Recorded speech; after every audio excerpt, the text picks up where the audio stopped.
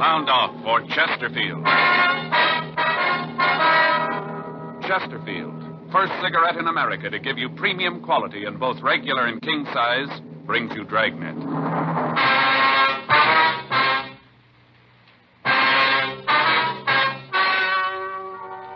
Ladies and gentlemen, the story you are about to hear is true.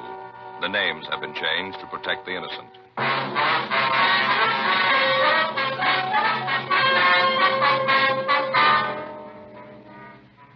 You're a detective sergeant. You're assigned the homicide detail. A nightclub manager has been robbed and killed. The killers made good their escape. Their identity is unknown. Your job, get them.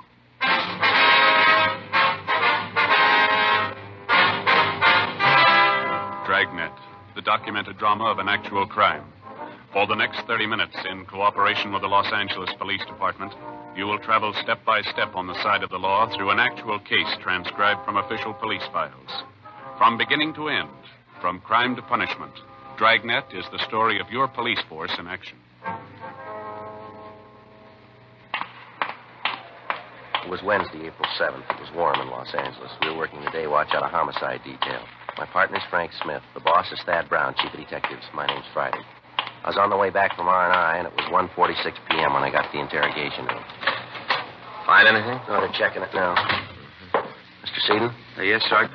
Wonder if you'd mind going over all that happened just once more. You might have forgotten something, some little thing that might help us here.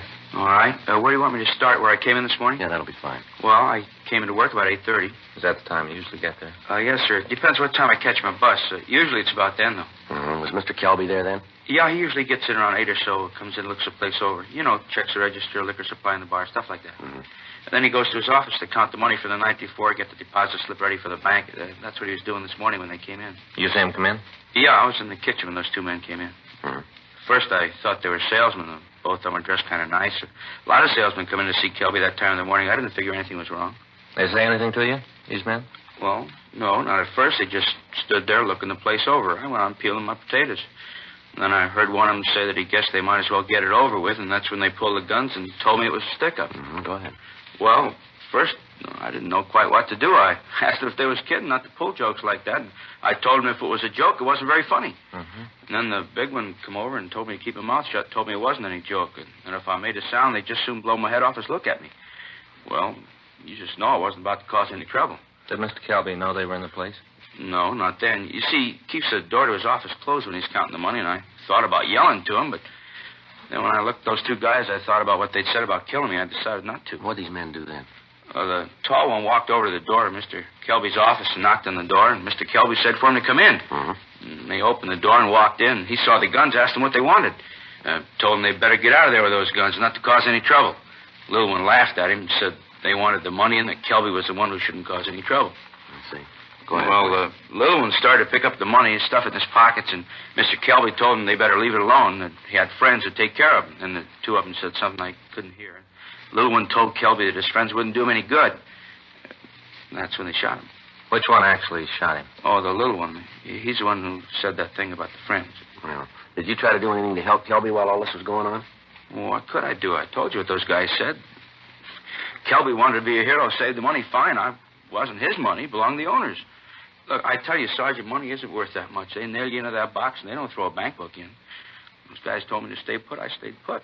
What did these two fellas do after they shot Kelby? Well, the big one was real surprised, like he didn't know the little one was going to do it. Yelled at him he was a fool, said he was a stupid fool. Those were his exact words. The little guy finished getting all the money, and then they ran out. Well, I'll tell you, I was scared to death they were going to kill me, too. It looked like it for a minute, too. How do you mean? Well, when they ran through the kitchen of the back door, the little one stopped and asked what they was going to do about me. I thought, sure, my number was up. The big one said not to make it any worse, to leave me alone. Then they ran out of the place. And boy, that's when I called the cops and those other guys, out there in the car. And then you came. And the rest you know. Are you sure that you've never seen any one of these men before? Well, sure, I'm pretty sure I haven't. I wonder if you can give us some kind of a description on these two men. Yeah, the big one was about 6'2", maybe 3. Weighed about 180 to 200. Dark, black curly hair. Anything special about him, the way he talked, any scars, anything like that? No, nothing. How was he dressed, can you remember? Yeah, he had on a gray suit. Glen plaid, had kind of red in it, The suit looked expensive. He had black shoes, maroon tie. Now, how about the smaller one? What did he look like? Oh, he was a little one, 5, 6, or 7, 130, 35 pounds. He was dark, too, black hair, cut real short. Uh-huh. How about his clothes? Had on a blue suit. Looked like a gabardine. Single-breasted, light blue. Had on a yellow shirt and dark blue tie. Would you know if there were any marks or scars on him? Oh, yeah, he had a little tiny scar right here. On the edge of his mouth. Uh-huh. Made him look like he was smiling all the time. Well, these are very good descriptions, Mr. Seaton. They're going to help us a lot here. Yeah, well, like I said, I wasn't about to be a hero and try to stop these two, but I knew that you'd want to know what they looked like, so I tried to get all the dope I could. We understand. Now, during the holdup, did either of these men use any names? One of them call the other by a name, anything like that? Oh, let me think about that. Yeah, there was something. While they were in the office, while the little guy was picking up the money, the big one said, "Hurry up, Deuce." Yeah, he called him Deuce. That was a smaller one? Uh-huh, that's right, Deuce. Joe. Yeah. I'll ask the staff's office to make a run on the descriptions and M.O. for us. Check the oddity and the monitor file in the R&I office and see if they can come up with a deuce or anything on the scar. That'll be fine, Frank. Thanks a lot. Hey, you got cigarettes, Sergeant? Yeah. There you go. Thanks. Yeah, how about a match? Sure. There you are. Thanks. Yeah, it's a terrible thing, Kelby being shot. I'll probably lose my job. How's that? I'll probably lose my job. The owners will figure, sure, I should have tried to stop those guys. Well, those are the breaks. You said that when these men came in, the door to the manager's office was closed. Is that right? Oh, yes, sir. Mr. Kelby always kept it closed when he counted the money, just like I said. Uh-huh. Well, then it looks like the men knew that Kelby would be checking the money at that time, doesn't it? That they knew the layout of the place when they came in. Yeah, I never thought of that. By gosh, that's what must have happened. They sure seemed to know what was going on. Anybody else that was usually around at that time, would you know? Anybody that might have known that the manager worked the accounts at that particular time? No, there's nobody else around. But I don't think that Mr. Kelby kept it a secret about the money. Was Kelby conscious at all after he was shot? Do you remember that? Not more than a minute. I ran over to him right after the men left. I wanted to see if I could help, Okay. Yeah, he was shot pretty bad. They'd hit him in the stomach. He was all doubled up. Terrible. He looked up at me and said, "I know." And his voice kind of trailed off. That's all. Just, I know. Staff's office is making the run, Joe. We got out the local and the APB on the suspects. Nothing that matches the name Deuce and nothing on the scar. Anything from the crime lab yet? No. Checked by the office. While I was there, Murphy called from Georgia Street. Anything? Yeah, not good. What? Kelby died, never regained consciousness. With the death of the victim, any information he might have given us about his killers was gone. The one witness to the murder was shown the mug books, but was unable to identify the suspects. Sergeants Gillen Cenas and Danny Galindo canvassed the neighborhood and came up with the driver of a bakery truck who thought he'd seen the killers leave the club. He told them that 2 men answering the description given us had walked out of the club and gotten into a late model Mercury sedan. He'd not been able to get the license number of the car, however. He was brought into the office and shown the mug books, but he was unable to point out the killers for us. In checking the neighborhood, Encinas and Galindo had come up with a waitress who had seen 2 men answering the description of the killers loitering around the area. She also described the Mercury sedan, but said that she hadn't paid much attention to it. Because of the smoothness with which the hold-up men had operated, indications led us to believe that they had been tipped off by somebody working for the club. Proceeding with this theory, we checked with the club owner, a Mr. John Watson. We found him in the kitchen of his home. Hope you don't mind if I finish up here, officer. No, not at all, Mr. Watson. Guess it seems a little silly to you for a man to be in the kitchen. Kind of a hobby of mine, cooking. Yes, sir? Making a cheesecake.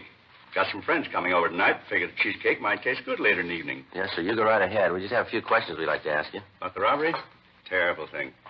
I don't understand why Kelby just didn't give him the money. Not give him any reason to shoot. Do you have any idea who might have known that the money would be in the office at the time? And almost everyone that worked in the place, not making mention of the salesman that came in. Would you hand me that rolling pin over there? Yeah. Here you are. Thanks. Trust to a cheesecake's important. That's one of the reasons I make it myself. Can't stand a soggy crust. Are there any of your employees that you think might do a thing like this? Well, that'd be hard to say. I didn't get around the club much. Once in a while, I'd drop by, chat with Kelby. He did the hiring and firing. As long as the place made money, I didn't interfere. Well, the way it looks, it could be very likely that one of the employees did it. The men who pulled the job seem to know just what they were doing. That right? Yes, sir. I wonder if we could look through your employment records. Sure, of course. Anything I can do to help out in this thing. Would you hand me that pen over there? Where? This one? Yeah. Thanks. Get this crust into it, and the cheesecake's about ready. Yeah, sure, you can look at the records. Don't see what that's going to show, but you're welcome to them. What kind of a car do you drive, Mr. Watson? New Lincoln. Just got it a couple of weeks ago. Any of your employees drive a late model Mercury that you might know of? No. Oh, like I said, I don't really have a lot to do with the actual operation of the club. Kelby took care of that. Good manager. Did a fine job. Can you tell us how much money they took, sir? No, near as we can tell, it came to a little over $1,100. Some of that was in checks, that we cashed for our customers. Well, that finishes that. Get this together. Now, get it in the oven. Looks good, doesn't it? Yes, sir. You should taste it. Set it for 350 for 25 minutes, and that does it. Yeah. Now then, can I get you officers anything? Cup of coffee, something like that? No, sir. If you just arrange for us to check your employment records. Certainly. I'll call the club right away. We'd appreciate that. My brother-in-law's down there looking after things now. He's an idiot. Never could get a job on his own. I only hired him because my wife insisted on it. Yeah, he'd probably botch up the whole thing. Usually does. Well, if you'd call him, sir. How's Kelby's condition? Going to be laid up long? Well, Mr. Kelby's dead, sir. We thought you knew. No, I hadn't heard. Oh, I can hardly believe it. Such a ruthless thing. Just terrible. Kelby was such a good man. Everybody that worked for him liked him. Didn't have an enemy in the world. He had two.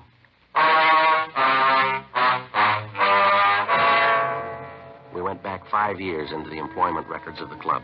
There were over 200 names. Each of them had to be checked out. Frank and I spent 2 months running them down. In all instances, the people interviewed had alibis, or else they could explain their action at the time of the robbery and killing. In each instance, if the person owned an automobile, it was checked. A broadcast and an APB had been gotten out on the late model Mercury seen at the club, but there had been no answers. No replies had come in on the descriptions of the two suspects. June 17th, we were checking out the last 3 names on the list. One of the 3, a David Adams, listed a rooming house on West 34th Street as his home address. We checked with the landlady, a Mrs. Elvia Collins. Adams? Sure, he lives here, second floor front. Wonder if we could talk to him, ma'am. Sure, got no reason to say you can't. Come in. Thank you, ma'am. He isn't in right now. Went out about an hour ago. Said he had to lead on a job, and I sure hope he gets it. He's a couple of months behind in his rent. That's right. Sit down. Just take any chair. Thank you, Miss Collins. You officers like anything? Mint on the table there. Help yourself. No, thank you. Adams give you any idea when he might be back? No, he didn't say right out. I expect he'll be here by 6. How's that, ma'am? That's when we serve dinner. Mr. Adams hasn't missed more than 4 meals since he's been living here. What's this Adams look like? Oh, little man. Sort of like my first husband, little dried-up man. How old would you say he is? Well, I know exactly. Baked his birthday cake last Wednesday. 46 candles and 1 for luck. About how tall would you say, ma'am? 5'6" or so. How about his weight? Maybe 120, and that'd have to be soaking wet. He's a real little man. Is he dark or light? I beg pardon? His hair, is it dark or light? Oh, light. A real silky hair, what little there is left of it. Funny the way he combs it. Never could figure it out why a man would comb his hair that way. What's that, ma'am? Well, you see, he's only got a little bit of hair on one side. He lets it grow real long, and then he combs it all the way over the top of his head, so it'll look like he's got a lot of hair. He really doesn't, though. It's silly. He's pretty vain about other things, too. Does he have any friends in the building, Miss Collins? Well, there's his 2 cousins. They've moved, though. How long ago did they move? Well, let's see. Must have been about 2, 3 months ago. Yes, that much, anyway. Well, what did these 2 cousins look like, Miss Collins? Can you describe them? Well, you just bet I can. I had a lot of trouble with them 2, always drinking. First one, he was a big one. 6 feet, anyway. Had dark hair. Weighed maybe 200 pounds. Miss Collins, how about his complexion? Dark. Anything outstanding about him? Well, now, what do you mean outstanding? Well, I mean anything about him that struck you as being different, maybe. Anything that attracted your attention, something like that? No. Well, what about the number 2 man? How old was he? Well, he was a little younger. 35, or maybe 37, around there. How tall would you say he was, Miss Collins? Well, he was a little man. 5'6" or 7. How much do you figure he weighed, would you know? 130 pounds or so. How about his complexion? Dark, just like the other one. Anything outstanding about him? Scars, tattoos, maybe anything like that? Yes, he had a scar. Right on the corner of his mouth. Made him look like he was smirking all the time. It was a real dirty look. What are these men's names, Miss Collins? Well, now, the big one was called Al Evans. Uh-huh. The little one's name was Bill Evans. They was brothers. Did they have a car? Oh, yes, a late one. It was real pretty. You know what make it was? No. No, I'm sorry, but I can't tell one kind from another. Sure was a nice-looking one, though. A lot of chrome all over it. Do you have any idea where they might be now, where they moved to? No, I haven't. Oh, Mr. Adams can probably tell you, though. I see. Oh, that might be him. Now, I'll see. Oh, we'll go with you, ma'am, all right? Are you expecting any trouble? What's this all about, anyway? Mr. Adams done something wrong? Oh, I do hope not. He's a little man, but he's awfully nice. We'd just like to talk to him. Oh, I sure hope there won't be any trouble. Oh, Mr. Adams. Yes, Miss Collins? These gentlemen would like to talk to you. Oh? Something I can do for you? Are you David Adams? Yes, sir, that's right. We're police officers, Mr. Adams. My name's Friday. This is my partner, Frank Smith. How do you do? Adams. What is it you wanted? Well, it might be better if we talked in your room. All right, but I still don't see what it is you want. Did you get the job? No, Mrs. Collins, but I've got another lead. Don't worry. I'll be able to take care of that matter by the first next week. Oh, it's all right, Mr. Adams. I understand.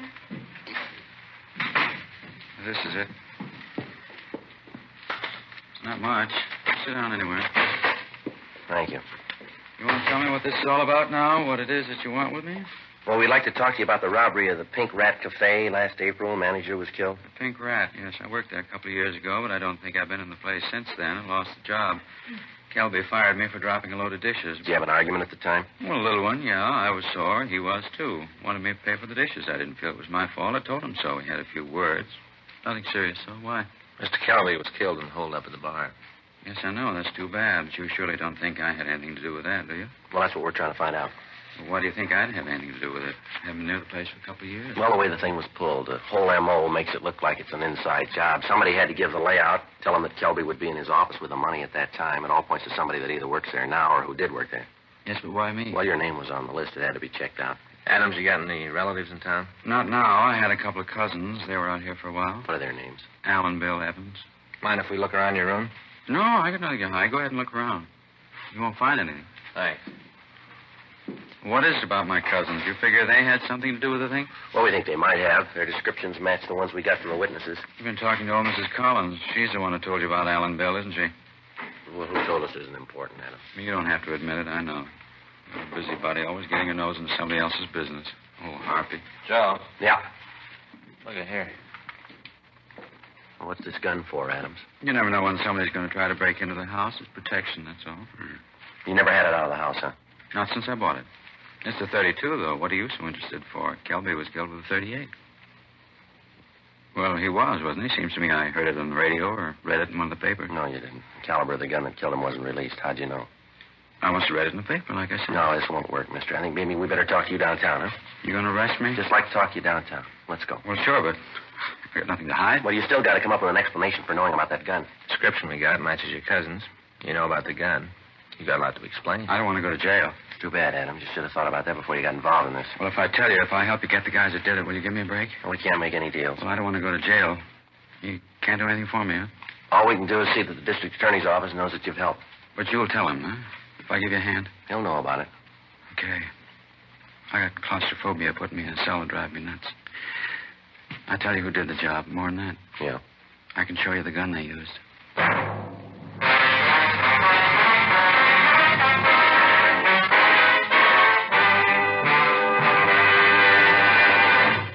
You are listening to Dragnet, the authentic story of your police force in action. Listen to what the nation's press has had to say about Chesterfields. Atlantic City Evening Union. Wholesalers and retailers report an extraordinary demand for Chesterfields in both sizes, with sellouts in many instances. Cleveland Press. Dealers everywhere report the big pack sale phenomenal. Last week in Cleveland, some areas reported the long-size Chesterfield outsold all other brands. And from all over the country, we're getting reports from dealers telling us no product they ever handled has grown so fast in so short a time as king-size Chesterfields. Yes, with the buying public today, high quality for the money is a must. And that's why so many smokers are changing to Chesterfield. First cigarette in America to give you premium quality in both regular and king size. King size Chesterfield is exactly the same as regular Chesterfield, except it's larger. Contains so much more of the same tobacco, it gives you a 21% longer smoke, yet costs very little more. And the tobacco in king-size Chesterfield is of better quality and higher price than the tobacco in any other king-size cigarette. Try Chesterfield. Either way you like them, regular or king size, they're much milder. Chesterfield gives you the best possible smoke.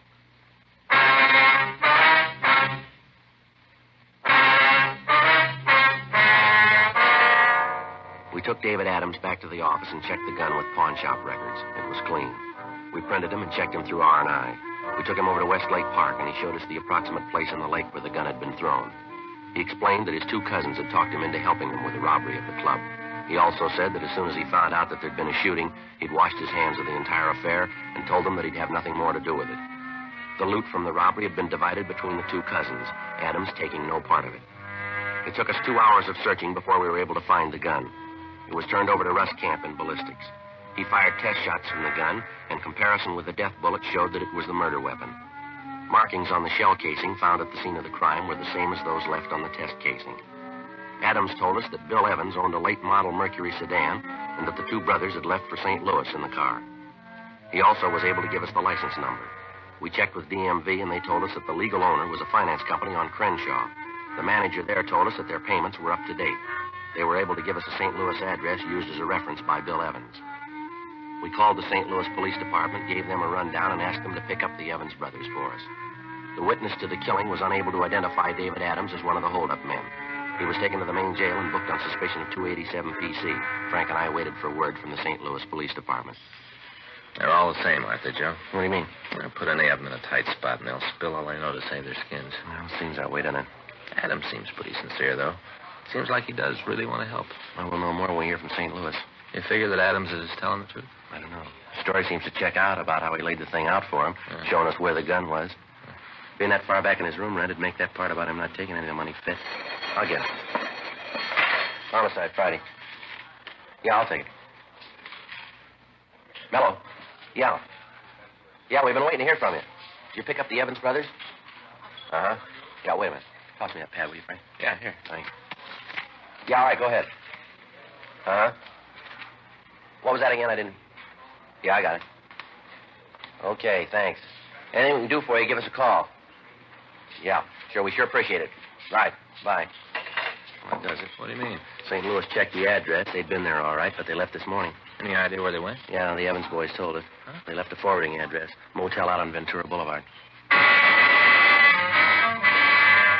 Frank and I notified Captain Lorman of the new developments. We talked to the manager of the motel, and she told us that she did have a reservation for June 24th under the name Evans. She told us that they'd be in Cottage 12. In view of the fact that the suspects had not been alarmed, we decided not to put out an APB on the car. We felt reasonably sure that having made the reservations, they'd keep them. But in the event the suspects arrived earlier than expected, a surveillance was placed on the motel 24 hours a day. Sergeants Howard Hudson and Bill Cummings took the period from 6 a.m. to 6 p.m. Frank and I covered the other 12 hours. Directly across from the motel was a used car lot. We talked to the manager, and he gave us permission to sit in any one of his cars while keeping the place under surveillance. As we relieved each other, the police car was taken back to the city hall, so there would be no indication that the place was staked out. 4 days passed. No sign of the suspects. June 23rd, 4:32 a.m. Joe. Yeah, Mercury sedan. License checks. 2 men. Stopping at the manager's cottage. They're ringing the bell. Yeah, looks like they're signing the register. It must be. There. She's giving him the key. All right, let's let them get to the cottage. We told her we would. All right. And there's the landlady's signal. Let's go. Right.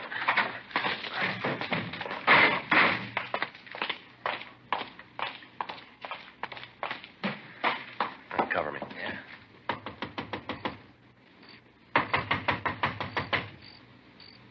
Who is it? This is the manager. Gonna have to move your car.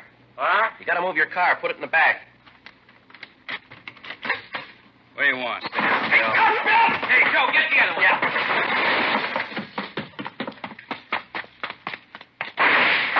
Get away from my cop. Leave me alone. All right, give it up, mister. I'm getting out. You got any brains? You ain't gonna try to stop me. You're going no place, mister. You can't get over that wall. Throw that gun out here. You haven't got a chance. Not sure, Arthur. You'll never take me. All right, hold it up, Evans.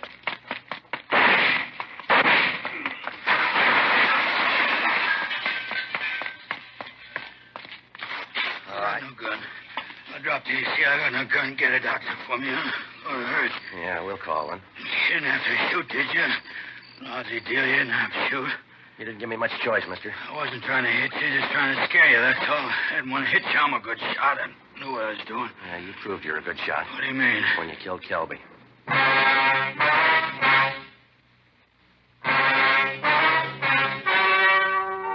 The story you've just heard was true. The names were changed to protect the innocent. On October 4th, trial was held in Superior Court, Department 87, City and County of Los Angeles, State of California. In a moment, the results of that trial. Nose, throat, and accessory organs not adversely affected by smoking Chesterfields. First such report ever published about any cigarette. Yes, and it applies only to Chesterfield. A responsible consulting organization has reported the results of a continuing study by a competent medical specialist and his staff on the effects of smoking Chesterfield cigarettes. A group of people from various walks of life was organized to smoke only Chesterfields. For 6 months, this group of men and women smoked their normal amount of Chesterfields, 10 to 40 a day. 45% of the group smoked Chesterfields continually from 1 to 30 years, for an average of 10 years each. At the beginning and at the end of the 6 months period, each smoker was given a thorough examination, including X-ray pictures, by the medical specialist and his assistants. The examination covered the sinuses as well as the nose, ears, and throat.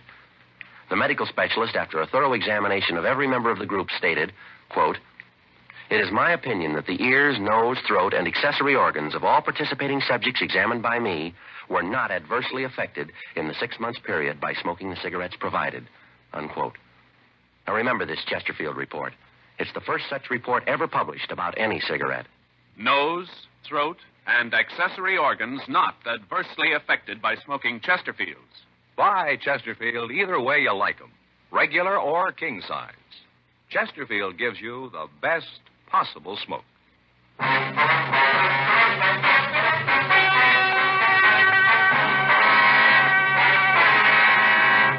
William M. Evans and Alfred T. Evans were tried and convicted of murder in the first degree. They received life sentences in the state penitentiary. Because David R. Adams had turned state's evidence, and since he was not actually involved in the crime, in the interest of justice, the charges against him were dismissed and he was released from custody. This program is dedicated to the 59th Annual Conference of the International Association of Chiefs of Police held in Los Angeles this week.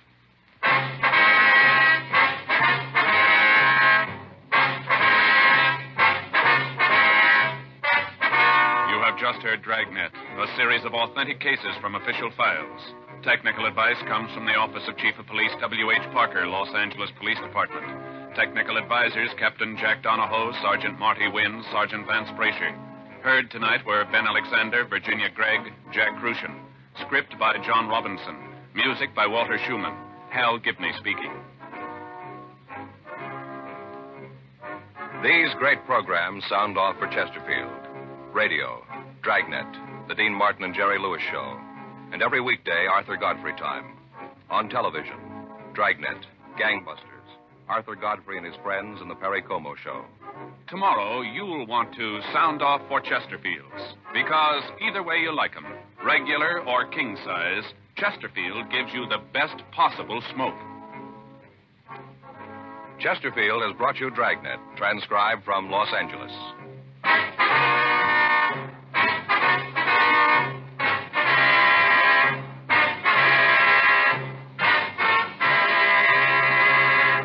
This is NBC, the national broadcasting company.